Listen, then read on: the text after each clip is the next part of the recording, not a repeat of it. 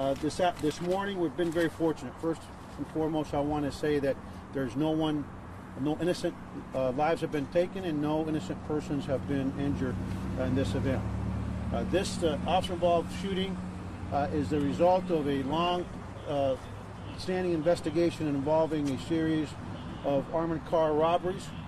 Violent armored car robberies have been going on in the city of Houston for a short period of time. It is a joint investigation involving the Houston Police Department, the Robbery Division, also the Homicide Division, the FBI, Violent Crimes Task Force, and obviously our North TAC Command that have done a great job of supporting this investigation from its onset. This morning, this joint investigation took us to this area at about 5:30 a.m. We began with our task force members and all of the HPD resources to surveil two locations. One was the Imperial Valley Bank at 400 North Sam Houston Freeway, and the other location that we were surveilling starting at 5:30 a.m. was this bank right here, the Amagi, that's it right, Amagi Bank. At 10:55 a.m., multiple suspects arrived at the Amagi Bank and right over here at this apartment complex behind me to rob an armored car. Unfortunately for that suspect, that armored car was being driven by members of the Houston Police Department who were hopeful that today we'd be able to take these violent criminals into custody and make Houston safer. I want to just point out real quickly before I continue, one of the things that our department decided to do, what I thought was outstanding, is that once we knew the suspects were in the area, we proactively locked down a school, Marcella Intermediate School. So if parents want to know why that was locked down by the incident commander here intentionally prior to this going down, just to keep kids safe. Just in case we had these suspects run from us, we didn't want any children to be placed at arm's risk. So at 10:55 a.m., the suspect arrived at the Amagi Bank and attempted to rob the armored truck being driven by HPD personnel. At the same time, the suspect that's back here in this apartment complex, who is part of this crew, was starting to be taken down by HPD members of the HPD SWAT team that was brought into this because of the violence of this crew and the fact that they were known to be armed, heavily armed, extremely dangerous, and willing to take lives and had no respect for life. So when our SWAT team decided to take him down here, the suspect came out with a long rifle, assault rifle, and engaged our officers, firing more than one round at him, multiple rounds at our officer. Our SWAT officer was not struck, but one of the SWAT officers, a passenger officer, was able to get out of his vehicle and again exchanged gunfire. Suspect was struck multiple times. The suspect, once he went down this location behind me, okay, his job was to be taking a shot at the armored car personnel, but unfortunately for him, he was engaged by HPD. The suspect was immediately treated by the TAC medical doctors that's here with us, the tactical medic, who immediately attempted to save lives. The life of the suspect. He was transported to the hospital, Bin Taub Hospital, and unfortunately he was pronounced deceased at the hospital.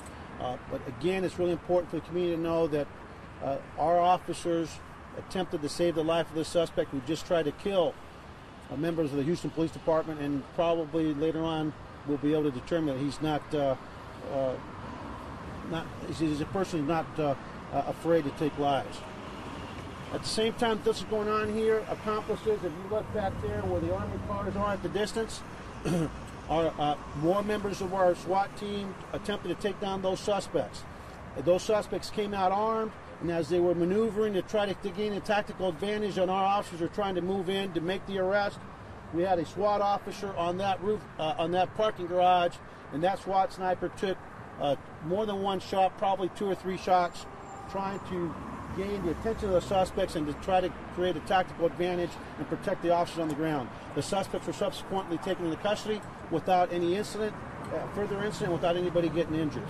And so what we have now is multiple suspects in custody from this scene over here where the armored car is at, that none of those are injured, and we have one suspect that was shot here when he came out with a long rifle and engaged our SWAT officers.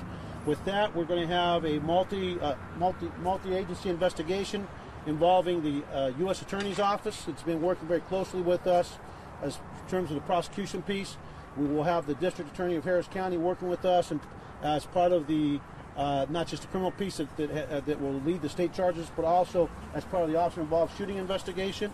We will have our Internal Affairs Division that will be investigating the officer-involved shooting from an administrative standpoint. And the investigation in terms of the criminal offenses, the series of very violent crimes committed by these individuals is ongoing. So I won't be talking too much about the ongoing investigation, other than to say that today I'm very proud as the new chief of the Houston Police Department to say that our officers are absolute heroes. They showed today why we do what we do, and that's to keep Houstonians and the people of Houston, Texas, and this region safe. And I can assure this community that as a result of this multi-agency investigation that involved, again, federal and local agencies, that the people of this city are safer today as a result of what happened here today. So we should all be thankful that no innocent lives were lost, and most importantly, that this individual who has a propensity for extreme violence will not do any harm to members of this community. So I'll open up the questions, understanding that it is an ongoing investigation. How many suspects were arrested? And there's been so many armored truck robberies in the last more than a year. Drivers being shot and killed. Are these people connected to those? There's going to be a high probability that these people will be connected to those previous homicides, but that's part of the ongoing investigation. If I were to venture to say one way or the other, I will tell you that there's a high likelihood that these individuals were involved. And let me just say this: as far as I'm concerned, one of the concerns that I have as the new police chief here in Houston is we can't have it both ways. We cannot demand a safe city and have prosecutors and juries give people a slap on the wrist when they're involved in violent criminal offenses. These aren't burglary of vehicle suspects. These are suspects that are willing to take lives, suspects that are violent, and when you're engaging in armed robbery, we know that the probability of somebody getting seriously injured or killed, it is risky behavior, and we need to hold people accountable instead of giving them slaps on the wrist. And that's something that I'm going to be looking at as I move forward into building relationships with the new DA and with our community. Are you alluding to that these suspects have been in trouble before and should have I can just tell you that what I've been getting my briefings that one of the things that we need to start looking at is when people are committing armed robberies, we need to take those a little bit more seriously. And I'll have more to say with that as I move into my new role here as the police chief in Houston. Chief, could you describe again what happened up on the roof and over here? Because when you turn away from the mics, we couldn't hear exactly. What was it? What was the range? About 100 yards? So I don't have, guys. I'm not gonna give you ranges. You can hold on. Let me point, and then you can, and I'll do it again. Okay.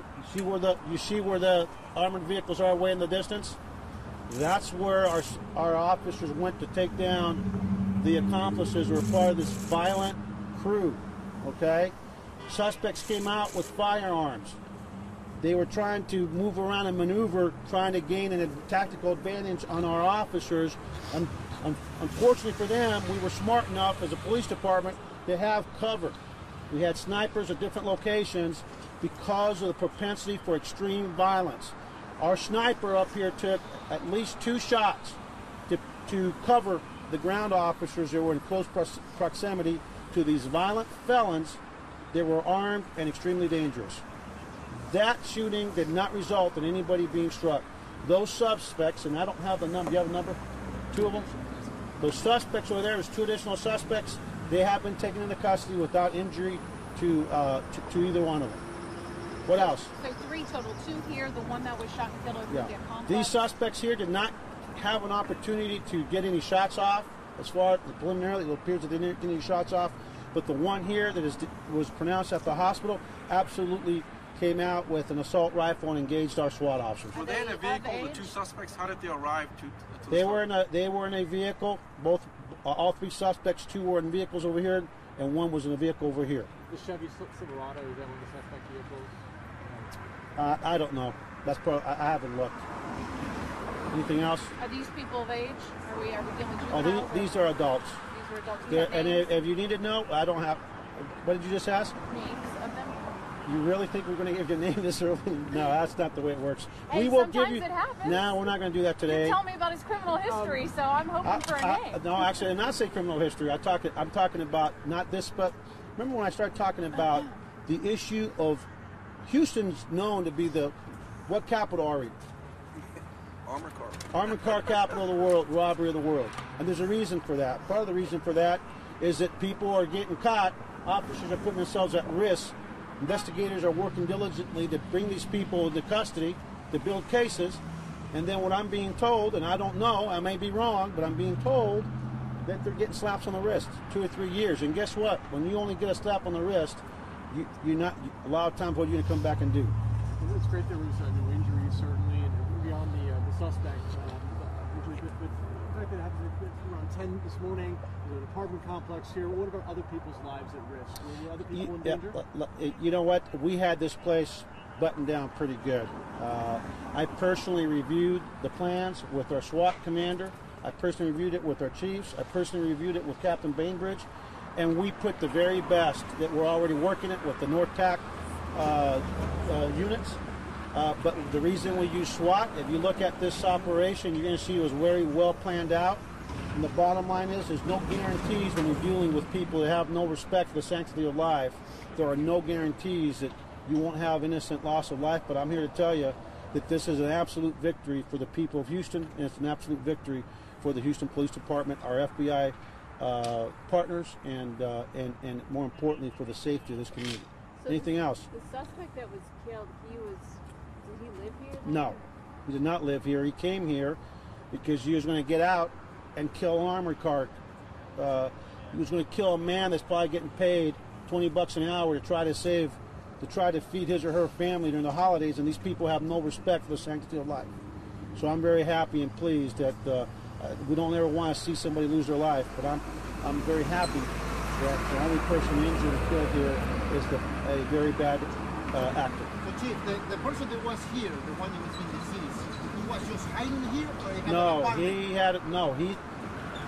This location, other than that's where he decided he was going to probably try to kill an armored car personnel. That's it. That's the only role this apartment complex played. So he was like a sniper with a long rifle. That's exactly right. And when our SWAT officer went to take him out, he decided to shoot at our SWAT officers, and one of them returned fire. How long has this investigation been going on? That's, you know what, it's longer than I've been here, so I don't know the answer to that. Did you guys know he was going to be set up here, or did they spot him down there? I'm not going to talk about other than to say that we were surveilling these suspects. We had a really good plan as an organization with our FBI partners, and I couldn't, other than we lost a life. If a life's going to be taken, I'm just grateful it's the life of somebody that tried to kill one of my cops, or 2 of my cops.